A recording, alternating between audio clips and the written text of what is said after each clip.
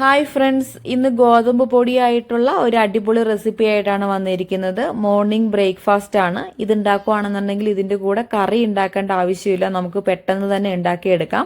ഇപ്പോൾ ബ്രേക്ക്ഫാസ്റ്റ് ആയിട്ട് മാത്രമല്ല, നമുക്ക് വൈകുന്നേരങ്ങളിൽ ചായയുടെ കൂടെ കഴിക്കാനാണെങ്കിലും ഇത് അടിപൊളിയാണ്.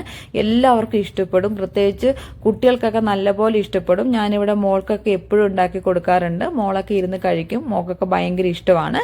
അപ്പോൾ നമുക്ക് ഇതെങ്ങനെ ഉണ്ടാക്കണേന്ന് ഒന്ന് നോക്കാം. അപ്പൊ നമ്മുടെ അടിപൊളി കറിയില്ലാത്ത ബ്രേക്ക്ഫാസ്റ്റ് ഉണ്ടാക്കാൻ വേണ്ടിയിട്ട് ഞാൻ ഒരു കപ്പ് നിറയെ ഗോതമ്പ് പൊടി എടുത്തു വെച്ചിട്ടുണ്ട്. ഇത് ബ്രേക്ക്ഫാസ്റ്റ് ആയിട്ട് മാത്രമല്ല, വൈകുന്നേരത്തെ ചായയുടെ കൂടെയും ഇത് കഴിക്കാൻ നല്ല ടേസ്റ്റ് ആണ്. അപ്പം ഇത് എങ്ങനെയാണ് പ്രിപ്പയർ ചെയ്യുന്നതെന്ന് നമുക്ക് നോക്കാം. സാധാരണ ചപ്പാത്തിക്ക് കുഴച്ചെടുക്കുന്നത് പോലെ തന്നെ നമുക്ക് ആദ്യം ഈ മാവ് കുഴച്ചെടുക്കാം. ആവശ്യത്തിന് ഉപ്പിട്ട് കൊടുക്കുക. കുറച്ച് ഓയിൽ ഒഴിച്ച് വെള്ളം ഒഴിച്ച് നമുക്ക് ചപ്പാത്തി മാവ് കുഴച്ചെടുക്കുന്ന പോലെ തന്നെ നല്ല സോഫ്റ്റ് ആയിട്ട് കുഴച്ചെടുക്കാം. നമ്മുടെ മാവ് നല്ല സോഫ്റ്റ് ആയിട്ട് ഞാൻ കുഴച്ചെടുത്തിട്ടുണ്ട്. കണ്ടോ, ഇതുപോലെ നല്ല സോഫ്റ്റ് ആയിട്ട് കുഴച്ചെടുക്കാം. ഇനി നമുക്കിത് മാറ്റി വെക്കാം. മസാല ഉണ്ടാക്കാൻ വേണ്ടിയിട്ട് ഞാനൊരു മീഡിയം സൈസിലുള്ള സവാള ഇതേപോലെ ചെറുതായിട്ട് അരിഞ്ഞിട്ടിട്ടുണ്ട്. അതുപോലെ ഒരു കിഴങ്ങ് എടുത്തു വെച്ചിട്ടുണ്ട്. ഒരു പച്ചമുളക് കുഞ്ഞിതായിട്ട് അരിഞ്ഞു വെച്ചിട്ടുണ്ട്. അപ്പൊ ആദ്യം നമുക്ക് കിഴങ്ങ് കുക്കറിലിട്ട് വേവിക്കാൻ വേണ്ടിയിട്ട് വെക്കാം. കിഴങ്ങ് വെന്ത് വരുമ്പോൾ തന്നെ നമുക്ക് ഇതൊന്ന് ഉള്ളി ഒന്ന് വഴറ്റിയെടുക്കാനും കൂടി പറ്റും. അപ്പൊ ആദ്യം നമുക്ക് കുക്കറിലിട്ടിട്ട് കിഴങ്ങ് വേവിക്കാൻ വേണ്ടി വെക്കാം. കിഴങ്ങ് ഞാൻ വേവിക്കാൻ വേണ്ടി വെച്ചിട്ടുണ്ട്. ഇനി നമുക്ക് മസാല എങ്ങനെ തയ്യാറാക്കുന്നതെന്ന് നോക്കാം. പാൻ നന്നായിട്ട് ചൂടായിട്ടുണ്ട്. ഇനി നമുക്ക് അതിലേക്ക് കുറച്ച് വെളിച്ചെണ്ണ ഒഴിച്ചു കൊടുക്കാം. വെളിച്ചെണ്ണ ഓയിലോ എന്താണോ നിങ്ങൾക്ക് ഇഷ്ടം അത് ഒഴിച്ചു കൊടുക്കുക കേട്ടോ. എണ്ണയൊന്ന് ചൂടായി വരുമ്പോഴത്തേക്ക് നമുക്ക് അതിലേക്ക് ചെറിയ ജീരകം ഇട്ട് കൊടുക്കാം.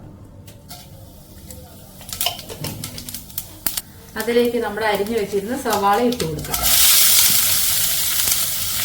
കൂടെ തന്നെ നമുക്ക് പച്ചമുളകും കൂടി ഇട്ട് കൊടുക്കാം.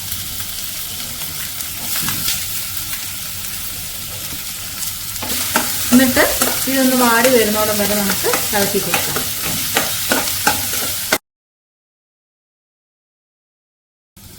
സവാള ഒന്ന് വാടി വന്നിട്ടുണ്ട് നന്നായിട്ട്. അപ്പൊ നമുക്ക് ഇതിലേക്ക് കുറച്ച് ജിഞ്ചർ ഗാർലിക് പേസ്റ്റ് ചേർത്ത് കൊടുക്കണം.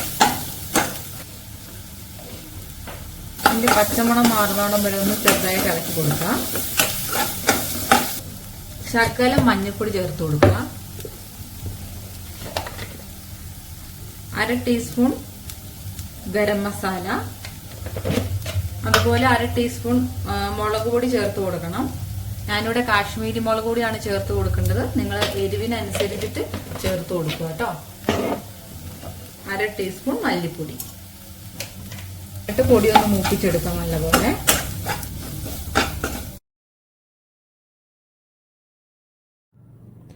മസാല നന്നായിട്ട് മൂത്തിട്ടുണ്ട്.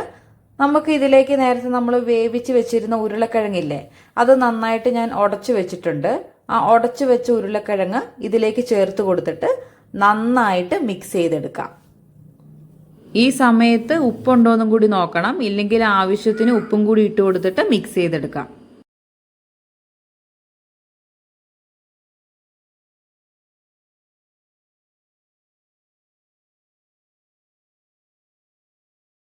കണ്ടോ, നമ്മുടെ മസാല നല്ല രീതിയിൽ റെഡിയാക്കി വന്നിട്ടുണ്ട്. നമുക്കിനി ഇതൊരു പാത്രത്തിലേക്ക് മാറ്റാം.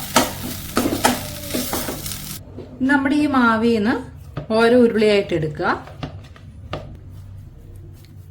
എന്നിട്ട് എടുത്ത് കയ്യിൽ വെച്ചൊന്ന് ഇങ്ങനെ ചെയ്തിട്ട് ഇങ്ങനെ ഒന്ന് പരത്തി എടുത്തേച്ച് ഇങ്ങനെ പരത്തി എടുക്കുക.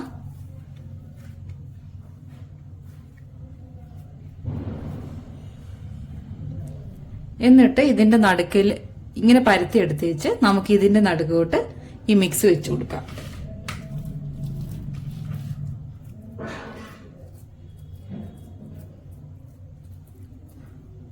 മിക്സ് വെച്ചു കൊടുത്തിട്ട് ഇതൊന്ന് യോജിപ്പിക്കുക.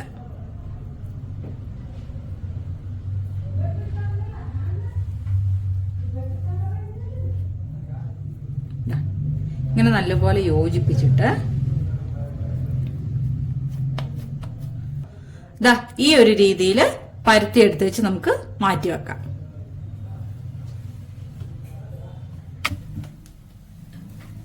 ഇനി ഒരു ഫ്രൈയിങ് പാൻ അടുപ്പത്തേക്ക് വെക്കുക. അതിലേക്ക് കുറച്ച് വെളിച്ചെണ്ണയോ ഓയിലോ എന്താണ് നിങ്ങൾക്ക് ഇഷ്ടം അത് ഒഴിച്ചു കൊടുക്കുക. എണ്ണ നന്നായിട്ട് ചൂടായിട്ടുണ്ട്. അപ്പൊ ഈ സമയത്ത് നമുക്ക് ഇത് ലോ ഫ്ലെയിമിൽ വെച്ചിട്ട് രണ്ട് സൈഡും നല്ല രീതിയിൽ വേവിച്ചെടുക്കാം.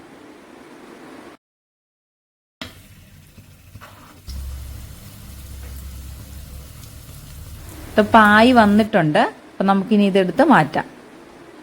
അപ്പൊ ഇത്രയേ ഉള്ളൂ, വളരെ എളുപ്പമാണ്. എല്ലാവരും ട്രൈ ചെയ്യണേ. ഇഷ്ടമായിട്ടുണ്ടെങ്കിൽ ലൈക്ക് ചെയ്യണം, സബ്സ്ക്രൈബ് ചെയ്യണം, ഷെയർ ചെയ്യണം, കമന്റ് ചെയ്യണം. താങ്ക്